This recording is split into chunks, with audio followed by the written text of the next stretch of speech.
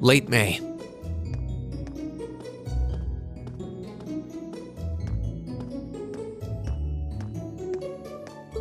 The lino flowers that painted Trista's spring fields had faded, replaced by lush greenery and a refreshing breeze. With the trials of last month's field study behind us, we found ourselves caught up once more in the bustle of school life.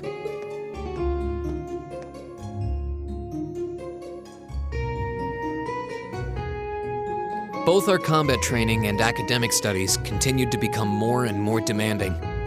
But May also heralded the beginning of specialist classes, more befitting a military academy.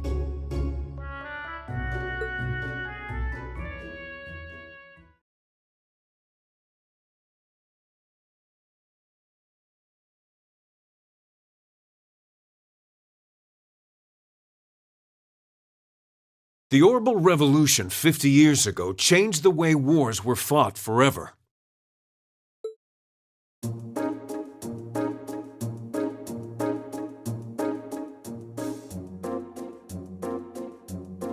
There are a number of reasons for this fundamental change, but 4 factors in particular that I would argue to be the most important.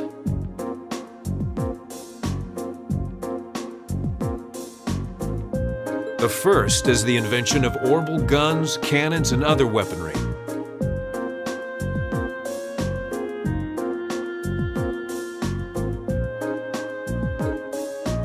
The increased accuracy of these weapons, as well as their ease of maintenance and manufacture, instantly rendered all other firearms obsolete. The second factor is the associated mechanization of the military.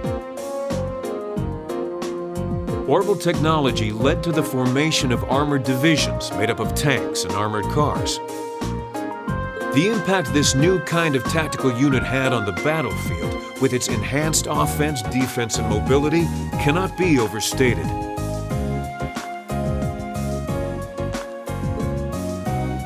The third factor is the invention of airships. Warships that rely on the gravity manipulation ability of a flight field to remain in the air simply did not exist before the revolution. The sudden addition of a whole new dimension to war, the sky, made countless new strategies viable that were previously unimaginable. And the last factor is the creation of an entirely new practical science, which may be the biggest, most important change of all. Without orbital technology, such a concept would scarcely even have been conceivable, but now we'd be virtually crippled without it. Green Schwarzer, can you tell the class what that new scientific breakthrough was?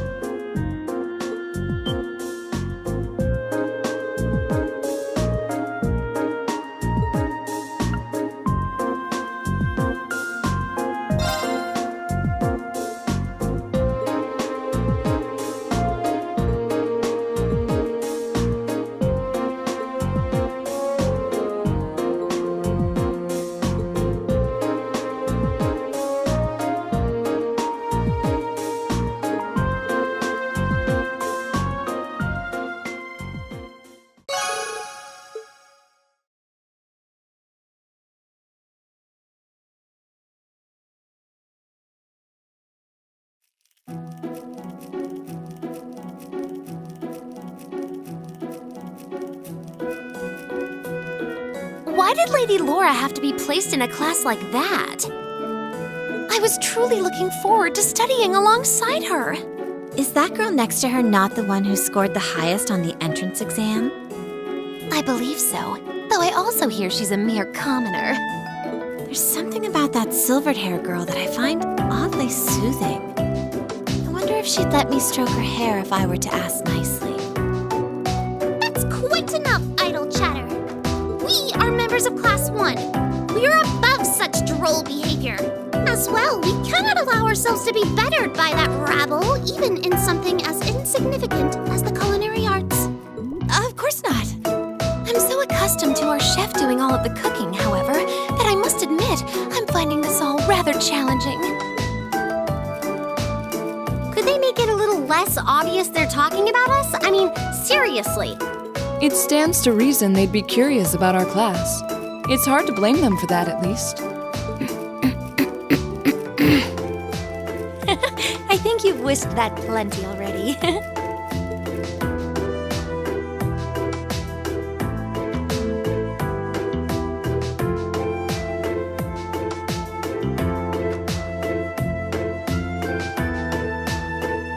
I feel like I'm finally getting the hang of using an orbital computer.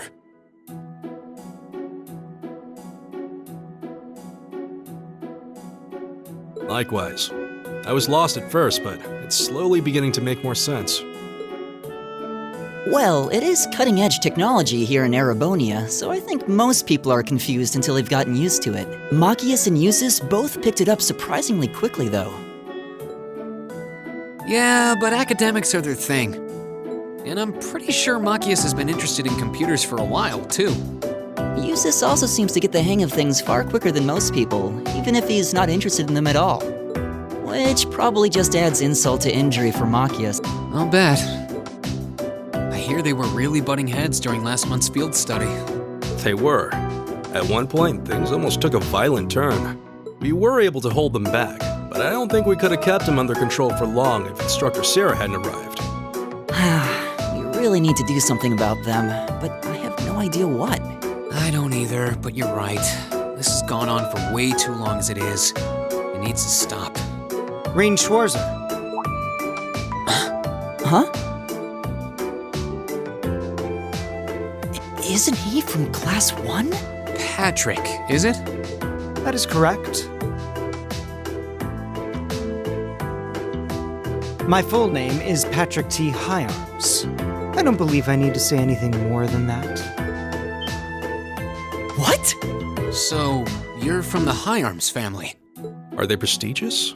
About as prestigious as they come. The Hyarmses are one of the 4 great houses, though they're slightly lower in rank than the Albareas. I'm sorry. I meant no offense. It doesn't matter. I didn't come here to talk to commoners or foreigners. I came to bring gladsome tidings to you, Rean Schwarzer. I am generously extending you welcome to make use of the accommodations on the 3rd floor of the Student Union building. You mean... The 3rd floor? That's where the Nobles Salon is, right? Your father may be a mere baron, but that still makes you a noble. And though you've had the misfortune of sharing a class with this riffraff, I have decided to use my good name as a member of the Hyarms family to afford you the privilege of joining us. I do hope you appreciate it. Well, how can I turn him down politely? This hardly strikes me as the best place to be recruiting new members.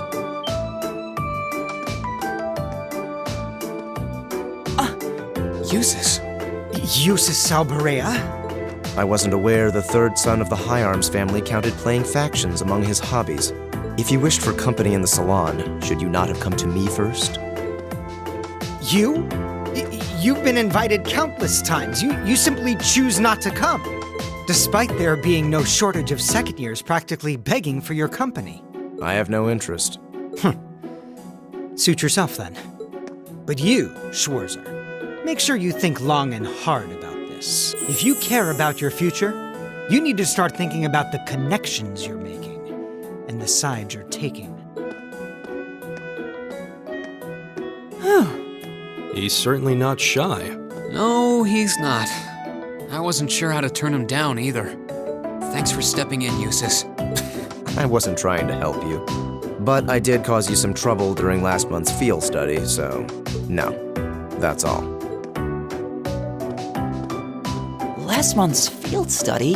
Is he... Yeah, I think he means the run-in we had with the Provincial Army.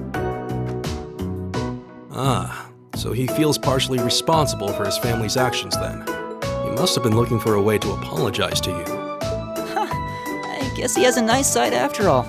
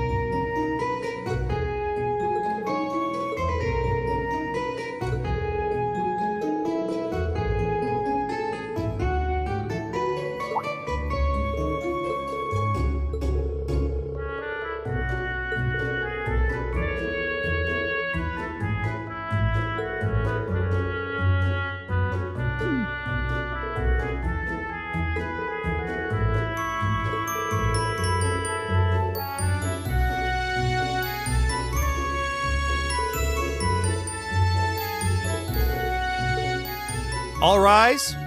Bow.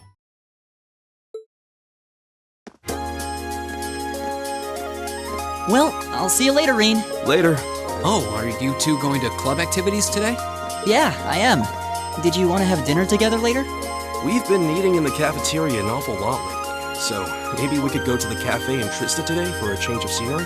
Sounds good to me. You want to just meet up in the entrance hall later? Sure. See you then.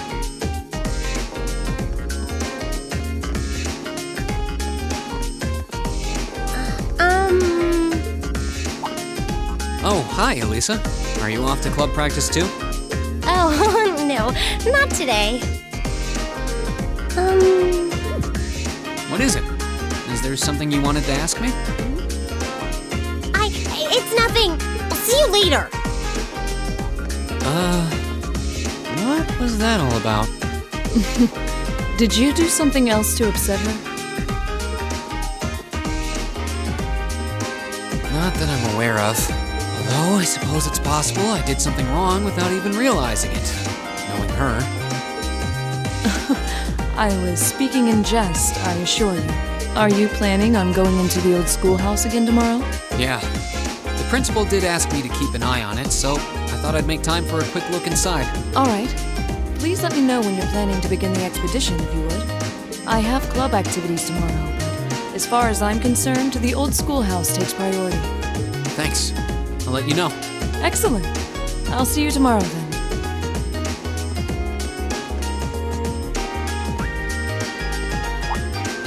You're in the chess club, aren't you, Machias? Or are you planning on studying in the library?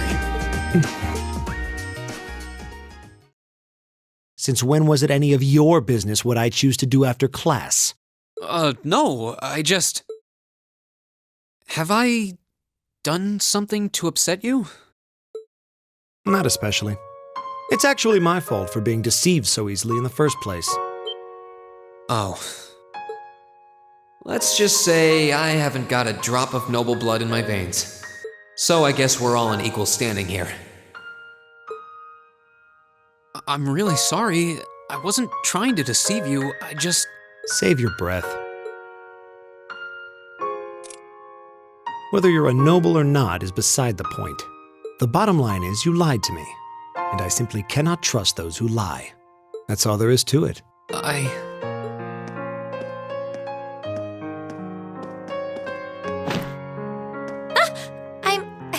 I'm sorry. Now please, think nothing of it. Oh, am I intruding? Oh, no, not at all. Did you need something? I accidentally left one of my textbooks in my desk, so I came back to fetch it.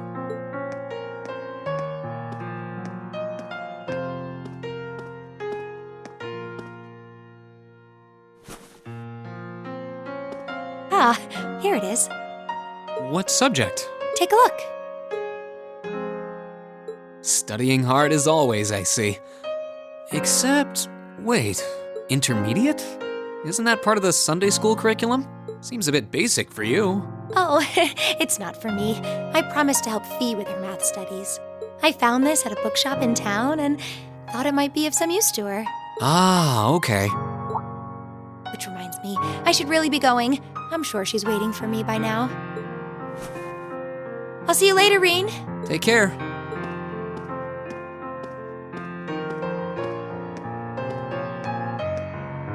And don't worry. Huh? I'm sure Machias doesn't hate you or anything.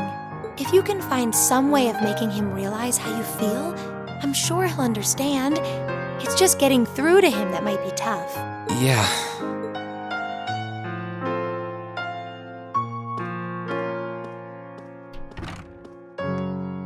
I just have to keep at it. If Emma believes I can make it work, then I'll believe it too. I should probably also get going. Maybe I'll wander around the academy grounds for a while before returning to the dorm.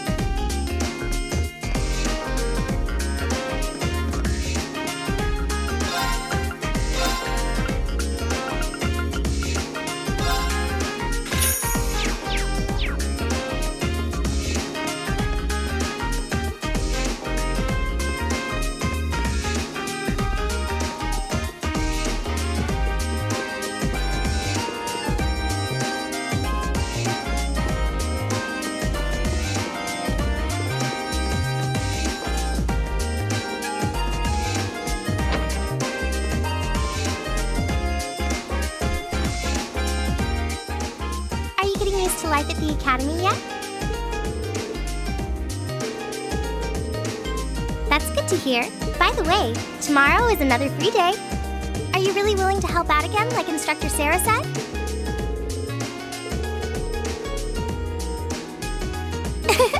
Thanks a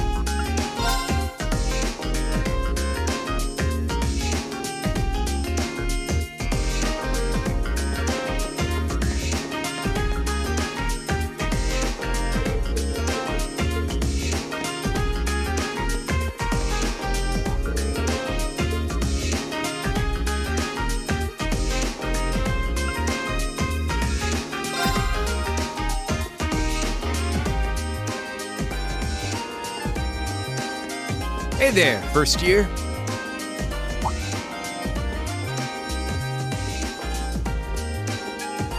Oh, it's you.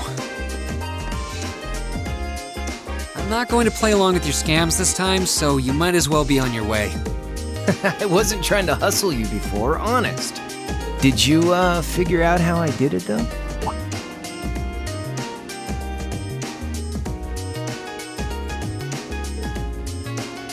If you really want your 50 mirror back, I'll be happy to hand it over.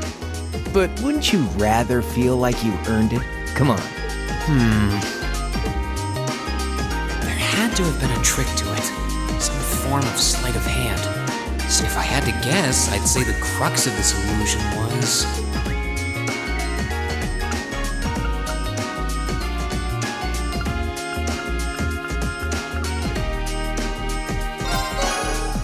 Of course! I'm pretty sure he had a bag at his feet, which means... You threw the coin in the air, but let it fall instead of trying to catch it. You let it fall right into the open bag, lying in wait for it at your feet. Am I right? Yeah, not bad. I wasn't expecting you to figure it out so quickly. So I was right. Yep, spot on.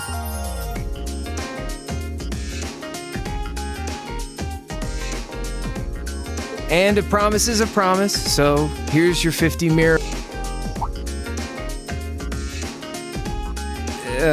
Sorry. I've only got 10 mirror on me. It's fine. Just forget it. It's only 50 Mira. You can keep it. Oh, really? Well, that's mighty generous. Hey! Stop trying to leech money off innocent first years, you louse. Oh, crap. It's the she-devil. What?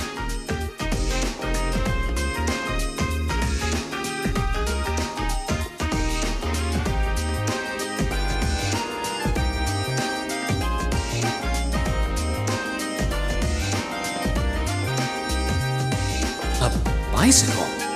No, it looks like it's powered by Orbital energy. Wait, I've seen this girl somewhere before. You're Reen, I take it. I've been hearing all about you from Toa and George. Sounds like you pulled off some pretty amazing stuff in your field study last month. I'm surprised you know my name, actually. I didn't think I'd been doing anything worthy of such attention. Guess I should still officially introduce myself, though. I'm Reen Schwarzer. It's nice to meet you. Same.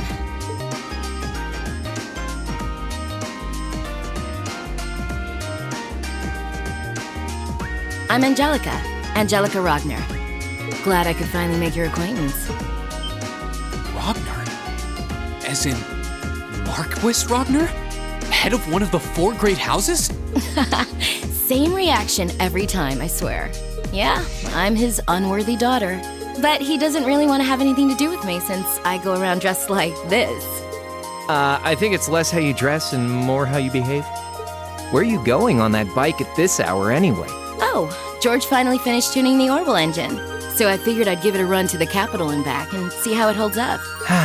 Sure must be nice not to have a care in the world. Look who's talking.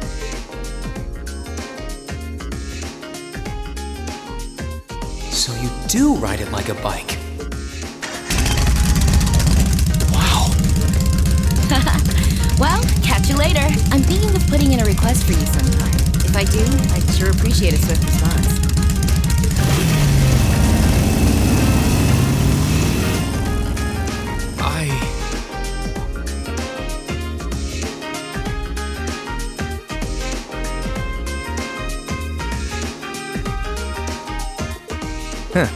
Lost for words?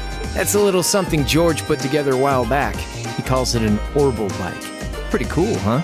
It is. It's kind of like a steel horse. I'm guessing you can't buy those in any shops?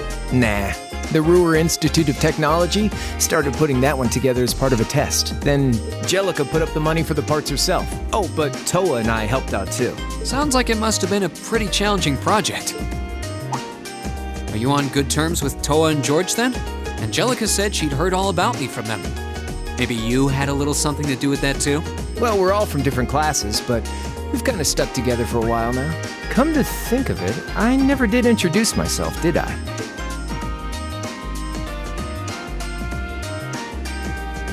Name's Crow Armbrust, second year, class 5. I'm sure I'll catch you around again. Later.